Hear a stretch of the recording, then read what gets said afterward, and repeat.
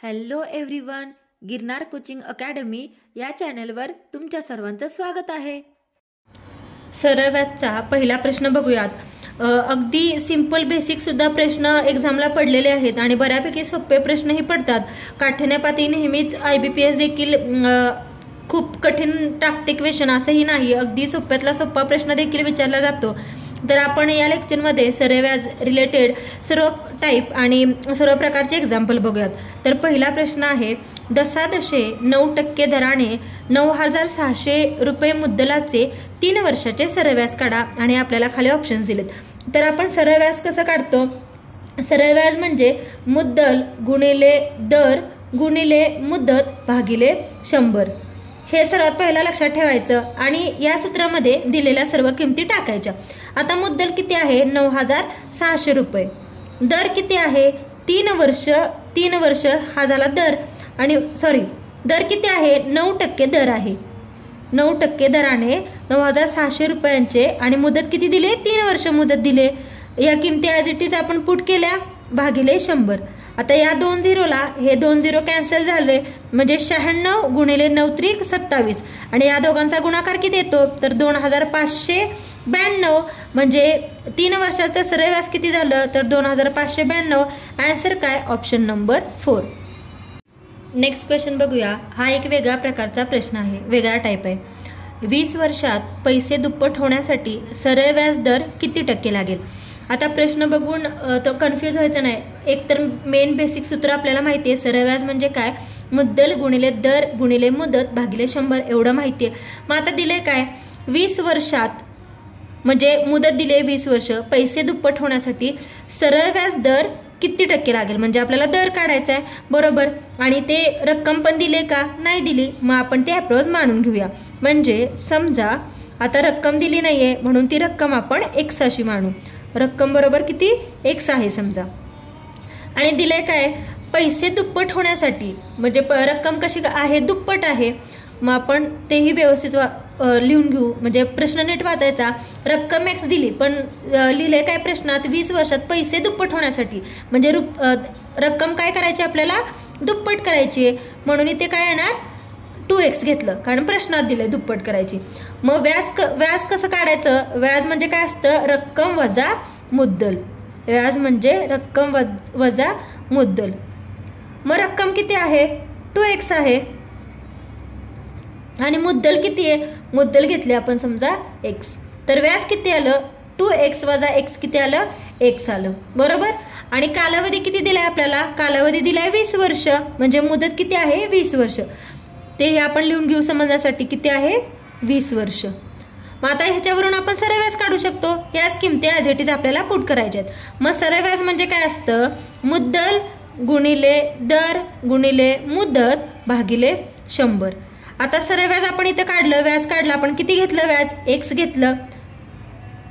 इथे सरळ व्याज आपण x घेतलंय, x बरोबर इथं आपण मुद्दल घेतली। मुद्दल किती घेतली? कालावधी किती आहे? 20 वर्ष कालावधी आहे। 20x घेतलं गुणिले आपल्याला काय काढायचं? दर काढायचा आहे, बरोबर? r काढायचं आहे आपल्याला भागिले 100। आता हे 100 आपण इकडे घेऊ, मग 100x बरोबर काय येणार? 20x गुणिले r। मग r ची किंमत काय येणार? 100x हे इकडं गुणिले 20x आहे, इकडे गेल्यावर भागाकारात येणार 20x बरोबर r। x कॅन्सल झालं, 20×5 100 म्हणजे r किती आला? 5%। आणि तेच आपल्याला विचारले दर किती टक्के लागेल? तर 5% लागेल, म्हणजे याचा आन्सर काय? Option number 3। नेक्स्ट क्वेश्चन बघूयात। 1.5 वर्षासाठी 10% प्रतिवर्ष दराने 750 रुपये मुद्दलावर सरळ व्याज म्हणजे सिंपल इंटरेस्ट व रक्कम A किती येईल? बरोबर आहे? तर म्हणजे रास विचारले, थोडक्यात सरळ व्याज आणि रास विचारले आपल्याला। तर सिंपल आपण नेहमी काढतो तसंच करायचं। सरळ व्याज कसं काढतो आपण? सरळ व्याज म्हणजे काय? मुद्दल गुणिले दर गुणिले मुदत भागिले 100। हे प्रत्येक वेळी सूत्र लिहायची गरज नाही, तुम्हाला एकदा प्रॅक्टिसनी सवय झाली की तुम्ही डायरेक्टली करू शकता एक्झाममध्ये, पण सर्वांना समजावं यासाठी मी प्रत्येक वेळी सूत्र लिहिते। आता मुद्दल किती आहे? रक्कम दिले 750, दर किती आहे? 10% प्रतिवर्ष दराने 10 आणि मुदत किती आहे? 1.5 वर्ष। हे आपण 1.5 ॲज इट इज लिहूया भागिले 100। आता या झिरोला हा झिरो कॅन्सल, इथे हा झिरो कॅन्सल, म्हणजे राहिलं काय 75 गुणिले 1.5. इथे 15ने गुणाकार करू, 15 पंचे 75, 15 पंचे 75, 15 संग 9, 15 सत्ते 105, 105 अधिक 7 किती झालं 112, आणि हा दशांश चिन्ह ॲज इट इज पॉईंट दिला, म्हणजे आपलं सरळ व्याज किती झालं तर ते आहे 112.5. हे झालं सरळ व्याज. आता रास काढायची आपल्याला. रास म्हणजे थोडक्यात ए बरोबर काय असतं, रास म्हणजे मुद्दल अधिक व्याज असतं. मागच्या उदाहरणात बघा आपण बघितलं की आपण व्याज बरोबर काय केलं, एक सूत्र वापरलं होतं, सेम ते यावरून सूत्र वापरलं होतं. मग आता रास काढायचे आपल्याला. रास म्हणजे काय, मुद्दल अधिक व्याज. मग आता मुद्दल आपल्याला माहिती आहे किती दिली आहे, ती आहे 750 रुपये, आणि व्याज किती आहे आपण आता काढलं 112.5. आता यांची बेरीज करायची. जेव्हा दशांश चिन्ह येतं किंवा पॉईंट येतो तेव्हा बेरीज करताना व्यवस्थित करायची, कारण बराच वेळा चुकण्याची शक्यता असते. आता 750 पूर्ण संख्या आहे, दशांश चिन्ह नाही आहे, मग ते लिहिताना कसं लिहायचं 750.0, काहीच नाही आहे म्हणजे हे असं असतं. आणि आता यांची बेरीज करायची. 5, 2, 5 अधिक 1 6, 7 अधिक 1 8, म्हणजे यांची बेरीज किती आली 862.5. हे काय झालं, ए म्हणजे रास झाली. आणि आपल्याला तेच विचारलंय, सरळ व्याज व रक्कम विचारली. पहिला विचारले सरळ व्याज, ते आहे 112.5, आणि नंतर रास विचारली ती 862.50, म्हणजे याचा आन्सर काय, ऑप्शन नंबर 1 हे झालं याचं उत्तर. नेक्स्ट क्वेश्चन बघूयात. आता इथे फक्त रास काढायची आहे. दशादशे 8 दराने 3000 रुपयाची 5 वर्षात सरळ व्याजाने किती रास होईल, आणि आपल्याला हे 4 ऑप्शन्स दिलेत. आता रास काढण्यासाठी आपल्याला सर्वात पहिला काय काढावं लागतं तर सरळ व्याज काढायला लागतं. आता सरळ व्याज आपण कसं काढतो, मुद्दल गुणिले दर गुणिले मुदत भागिले 100. आता मुद्दल किती आहे, रक्कम आहे 3000, दर किती आहे 8, गुणिले किती वर्षात, मुदत आहे म्हणजे काळ किती आहे 5 वर्ष आहे. या सूत्रामध्ये आपण सर्व ठेवलं भागिले 100. आता सर्वात पहिला सरळ व्याज काढायचं आहे. या 2 झिरोला हे 2 झिरो कॅन्सल झाले. आता 8 पंचे 40, 40 गुणिले 30 करायचं, 30 गुणिले 40, 4 त्रिक 12, हे 2 झिरो ॲज इट इज, हे काय आपलं सरळ व्याज आलं. आता आपल्याला काय काढायचे आहे, रास.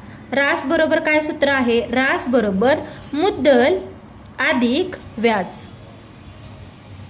मुद्दल किती दिले आहे आपल्याला प्रश्नामध्ये, रक्कम आहे 3000 अधिक व्याज आपण आता काढलं आहे 1200. याचं उत्तर काय आलं 4200, आणि तेच आपल्याला विचारले रास किती आहे तर 4200, म्हणजे याचा आन्सर काय, ऑप्शन नंबर 2. नेक्स्ट क्वेश्चन बघूयात. ज्योती व संध्या यांनी उद्योगासाठी बँकेकडून समान कर्ज एकाच दराने सरळ व्याजाने घेतले होते. ज्योतीने 2 वर्षात रुपये 8680 व संध्याचे 5 वर्षात रुपये 11200 भरून कर्जाची परतफेड केली, तर त्यांनी प्रत्येकी किती कर्ज घेतले होते. आता प्रश्न दिसताना फार मोठा दिसतोय, पण अतिशय सोपा प्रश्न आहे. आता कन्फ्यूज व्हायचं नाही. प्रश्नात क्लिअरली लिहिलंय, काय लिहिलंय, ज्योतीने 2 वर्षात 8680 व संध्याचे 5 वर्षात रुपये 11200 भरून कर्जाची परतफेड केली, तर त्यांनी प्रत्येकी किती कर्ज घेतले होते विचारले. बरोबर. मग आता काय करायचं, सर्वात प्रथम आपल्याला काय काढायचं आहे, म्हणजे आपल्याला काय काढायचं आहे, प्रत्येकी किती कर्ज घेतले होते. कर्ज म्हणजे काय, रक्कम. रक्कम म्हणजेच काय, थोडक्यात मुद्दल काढायची आहे. आता तर आता ज्योतीनं घेतलं होतं 2 वर्ष आणि संध्याचं होतं 5 वर्ष. तर आपल्याला जर समजा एकूण जर व्याज काढायचं असेल तर कसं काढणार, यांची बेरीज करायची नाही, वजाबाकी काढायची, कारण आपल्याला प्रत्येकी कर्ज विचारलंय. मग 5 वजा 2 किती आलं 3, तर म्हणजे आपण व्याज काढणार आहोत. तर हिचं 5 वर्ष आणि हिचं 2 वर्ष, या दोघींची बेरीज केली म्हणजे 3 वर्षात मिळणारं व्याज आपण काढणार. कसं काढायचं, 3 वर्षात मिळणारे व्याज ते काय येणार, हिनं घेतलेलं कर्ज वजा हिचं कर्ज, म्हणजे 11200 वजा काय येणार 8680. या दोघांची वजाबाकी किती आली 2520 रुपये आली. म्हणजे हे किती वर्षाचं व्याज झालं तर 3 वर्षाचं झालं. आणि आपण इथं 3 का घेतलंय, कारण या दोघांच्या कर्जाची वजाबाकी केली म्हणून आपण यांची पण वजाबाकी केली. म्हणजे 11200 वजा 8680 केले म्हणून यांची पण आपण काय केली आहे, वजाबाकी केली. हिचे 2 वर्ष आणि हिचे 5 वर्ष, म्हणजे टोटल आपण 3 वर्षाचे व्याज कसं काढलं तर 5 वर्षाचं कर्ज वजा 2 वर्षाचं कर्ज मिळून 5 वजा 3 5 वजा 2 3 म्हणजे हे टोटल किती आलं 3 वर्षात मिळणारं आपल्याला व्याज आलं. मग जर 3 वर्षाचं एवढं व्याज आहे तर एका वर्षाचं सरळ व्याज आपण काढू शकतो. 1 वर्षाचं सरळ व्याज काय येणार, जर 3 वर्षाचं 2520 आहे तर 2520 भागिले 3 हे आलं 1 वर्षाचं व्याज, बरोबर. मग यांचा भागाकार करूया. 3 ने ह्याला भाग घालू. 3 8 24 1 राहिला, 3 चौक 12 आणि हा 0 ॲज इट इज. हे काय झालं, एका वर्षाचं व्याज झालं. आता आपल्याला काय काढायचं आहे, 2 वर्षाची एकूण 2 वर्षाचं व्याज काढायचं आहे, बरोबर, कारण प्रत्येकीचं काढायचं आहे. मग 2 वर्षाचं व्याज काय येणार, 2 गुणिले 840. मग 0 ॲज इट इज, 4 दुनी 8 आणि 8 दुनी 16 म्हणजे 2 वर्षाचं व्याज आलं 1680. आता 2 वर्षाची राशी काढू शकतो आपण, व्याज भेटले म्हणल्यावर आपण रास काढू शकतो. मग 2 वर्षाची रास काय येणार तर 8680 म्हणजे मग आपल्याला रास माहिती आहे, 2 वर्षाची रास किती आहे 8680 रुपये. ठीक आहे. मग आपण ह्याच्यावरून मुद्दल काढू शकतो. मुद्दल बरोबर काय, रास वजा सरळ व्याज. रास किती आहे 8680 वजा सरळ व्याज किती आलं 2 वर्षाचं 1680. यांची वजाबाकी किती येते तर 0तनं 0 गेला, 8 वजा 8 0, 6 वजा 6 0 आणि 8तून 1 गेले 7 म्हणजे मुद्दल किती झाली तर 7000 रुपये. म्हणजे याचा आन्सर काय, ऑप्शन नंबर 1.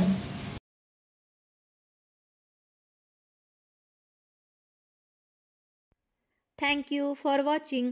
प्लीज व्हिडिओला लाईक करा, शेअर करा, कमेंट करा आणि चॅनेलला सबस्क्राईब करायला विसरू नका. आणि अशा प्रकारचे कोणत्या टॉपिकवरचे व्हिडिओ तुम्हाला पाहायला आवडतील ते कमेंट करून नक्की सांगा.